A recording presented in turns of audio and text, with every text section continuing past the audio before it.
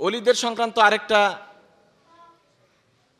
ভুল তথ্য আমাদের কাছে প্রচলিত আছে, সেটা হলো হযরতে খিজির আলাইহিস সালাতু ওয়াস সালাম তিনি জীবিত আছেন এবং মাঝে মধ্যে দেখা দেন, কাউকে কাউকে সহযোগিতা করেন।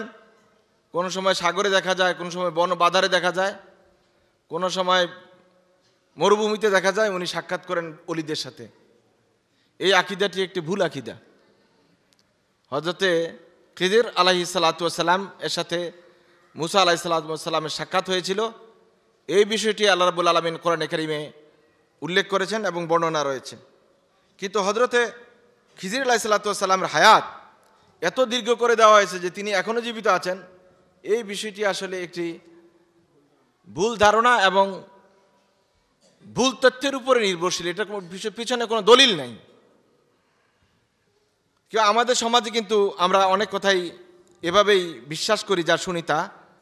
যেমন একটু আগে আলোচনা করলাম যে 80 হুকবার হাদিসটা পুরাটাই জাল এবং মৌজু।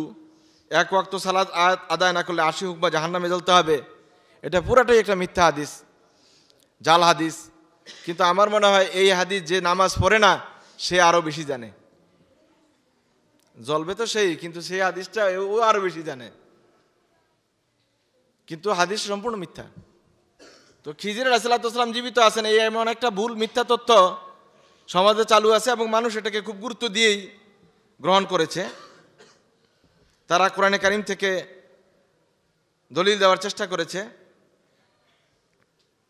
আল্লাহ রাসূল সাল্লাল্লাহু আলাইহি ওয়াসাল্লাম যেখানে পরিষ্কার বর্ণনা করেছেন, রাসূল সাল্লাল্লাহু আলাইহি ওয়াসাল্লাম যেখানে ইন্তেকাল করেছেন সেখানে অযৌক্তিকভাবে কোরআন এবং সুন্নাহর বাইরে গিয়ে একজন মানুষকে জীবিত রাখার আপ্রাণ চেষ্টা করার কি উদ্দেশ্য আছে আল্লাহই ভালো জানে। একটু গভীরভাবে যদি আপনি ভাবেন তাহলে দেখবেন যে এই পুরা কাহিনীটাই মিথ্যা। ইমাম ইবনুল কাইয়িম আল জাওজিয়্যা রাহিমাহুল্লাহ এটা মিথ্যা প্রমাণ করার পিছনে তিনি 10টি দলিল উপস্থাপন করেছেন। ওনারা বলছেন যে যারা বলছেন উনি জীবিত আছে, একদল লোক, ওরা সুফিবাদী মানুষ, এরা বলে যে তারা প্রতি বছর উনি হজে আসেন এবং ইলিয়াস আলাইহিস সালাতু ওয়াস সালামের সাথে সাক্ষাৎ করেন। এই ধারণা এবং চিন্তা অনেক সুফি এবং শিয়া মতবাদী বিশ্বাসী যারা তারা বিশ্বাস করেন। এখন প্রশ্ন হলো, ইনি প্রতি বছর হজে আসেন, থাকেন কোথায়? এটার কোনো ঠিকানা দেওয়া হয় নাই। কোত্থেকে আসেন, কোথায় ফিরে যান? আর ইলিয়াস আলাইহিস সালাতু ওয়াস সালাম উনি তো ইন্তেকাল করেছেন, উনি তো প্রতি বছর হজে আসার কোনো সুযোগ নাই, তো উনি কার সাথে দেখা করেন? আর উনি প্রতি বছর হজে আসেন, লক্ষ লক্ষ মানুষ সেখানে জমায়েত হয়, অধিকাংশ মানুষই বিভ্রান্ত এবং বেদাতে লিপ্ত থাকে। খিজির আলাইহিস সালাতু ওয়াস সালাম যদি একবার আরাফা অথবা মুজদালিফা একটা ভাষণ দিতেন তাইলে না ভালো হইতো?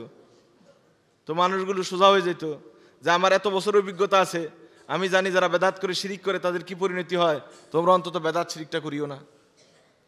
তো উনি এভাবে আত্মগোপনে রইলেন কার স্বার্থে, কিসের স্বার্থে? এটা পরিষ্কার বোঝা যায় যে এটা একটি বানানো একটি ঘটনা, এটার সাথে ইসলামের কোনো সম্পর্ক নেই। বরং প্রকৃত কথা হলো, উলামায়ে কেরাম বলছেন হযরতে খিজির আলাইহিস সালাতু ওয়াস সালাম তিনি ইন্তেকাল করেছেন, আর তিনি যে জীবিত আছেন এবং তিনি যে এই জায়গা সে জায়গায় দেখা করেন, এগুলো মিনাল খুরাফাত ওয়াল আকাজিব ওয়াল হিকায়াত ওয়াল কাসাস, এগুলো সম্পূর্ণ মিথ্যা রটনা, এগুলোর সাথে প্রকৃত বিষয়ের কোনো সম্পর্ক নেই। হযরত হাসান বসরি রাহিমাহুল্লাহ, ইমাম আহমদ ইবনে হাম্বল, ইমাম আল বুখারী,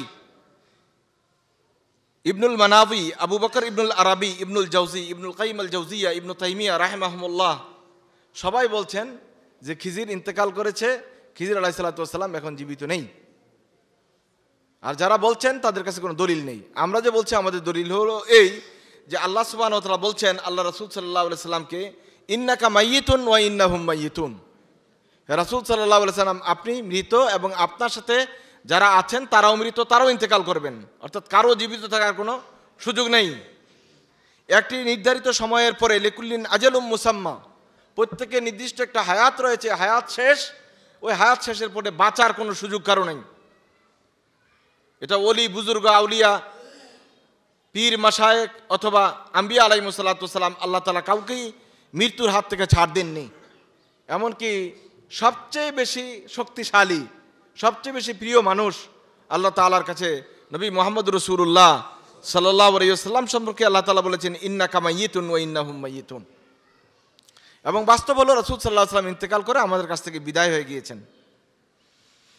ইমাম তাবারি রাহমাতুল্লাহ আলাইহি বলছেন এই আয়াতের তাফসিরে, ইন্নাকা ইয়া মুহাম্মাদু মাইয়িতুন আন কালিলিন ওয়া ইন্না হাউলাইল মুকাযযিবিন মিন কাউমিকা ওয়াল মুমিনুনা মিনহুম মাইয়িতুন। আপনি ইন্তেকাল করেছেন এবং তারা যারা বলছে যে আপনি মৃত নন, তারা ঠিক বলছে না, বরং আপনি এবং আপনার সাথে মুমিন যারা আছে সবাই ইন্তেকাল করবে। ইমাম কুরতুবী রাহমাতুল্লাহ আলাইহি এই বিষয়টি স্পষ্ট করেছেন যে আল্লাহ রাসূল সাল্লাল্লাহু আলাইহি ওয়াসাল্লামের ইন্তেকালের বিষয়টি দিয়ে আল্লাহ সুবহানাহু ওয়া তাআলা খুব কঠিনভাবে এই বিষয়টি বুঝিয়ে দিয়েছেন যে পৃথিবীতে বেঁচে থাকার কোনো সুযোগ কারণেই নির্দিষ্ট সময়ের পরে সবাইকে চলে যেতে হবে। আল্লাহ সুবহানাহু ওয়া তাআলা সূরা আল আম্বিয়া আয়াত নম্বর 35 ইরশাদ করছেন, ওমা জাআলনা লিবাশারিন কাবলাকা মিনাল খুলদ। এই দেখেন এই আয়াতটা একদম স্পষ্ট।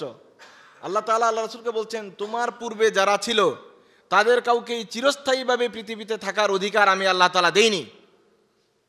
তো হযরতে মূসা আলাইহিস সালাতু ওয়াস সালাম আল্লাহ তাআলার শেষ নবী মুহাম্মদ রাসূলুল্লাহ সাল্লাল্লাহু আলাইহি ওয়াসাল্লামের অনেক আগে এসেছিলেন এবং সে আমলেই হযরতে খিদির ছিলেন। আর আল্লাহ তাআলা বলছেন, ওমা জাআলনা লিবাশারিন কাবলাকা মিনাল খুলদ আফাইম মিত্তা ফাহুমুল খালিদুন। আপনি যদি ইন্তেকাল করেন ওরা কি চিরস্থায়ীভাবে থাকবে? মানে কারোই চিরস্থায়ীভাবে থাকার কোনো সুযোগ নেই। ওয়া কুল্লু নাফসিন যায়িকাতুল মাউত, যত নাফস আছে হায়াত আছে যার মাঝে সবাই মৃত্যুবরণ করতে হবে, মৃত্যু ছাড়া আর কোনো সুযোগ নেই। তাহলে পুরো আয়াতটার অনুবাদ করলাম না, তাহলে এটি স্পষ্ট হয়ে গেল যে খিজির আলাইহিস সালাতু ওয়াস সালামের জীবদ্দশায় থাকার কোনো সুযোগ নেই। পরবর্তীতে হাদিস শুনেন, দুটো কোরআন আয়াত বললাম। হাদিস হলো আব্দুল্লাহ ইবনে ওমর রাদিয়াল্লাহু তাআলা আনহু قال صلى بنا النبي صلى الله عليه وسلم العشاء في آخر حياته فلما سلم قام فقال।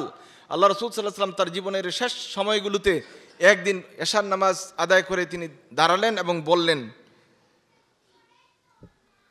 আজকে এই রাতে যারা তোমাদের মাঝে জীবিত আছে, ফাইন্না রাসা মিয়াতি সানাতিন মিনহা লা ইয়াবকা মিম্মান হুয়া আলা যাহরিল আরদ। পৃথিবীর বুকে আজকে যারা জীবিত আছে 100 বছর পরে তাদের কেউ জীবিত থাকবে না। ধরে নিলাম খিজির আলাইহিস সালাতু ওয়াস সালাম আল্লাহ রাসূলের জমানায়ও ছিলেন, কিন্তু এই হাদিস দ্বারা এটা প্রমাণিত যে এই দিনের পরে 100 বছরের পরে তার বেঁচে থাকার আর কোনো সুযোগ নেই।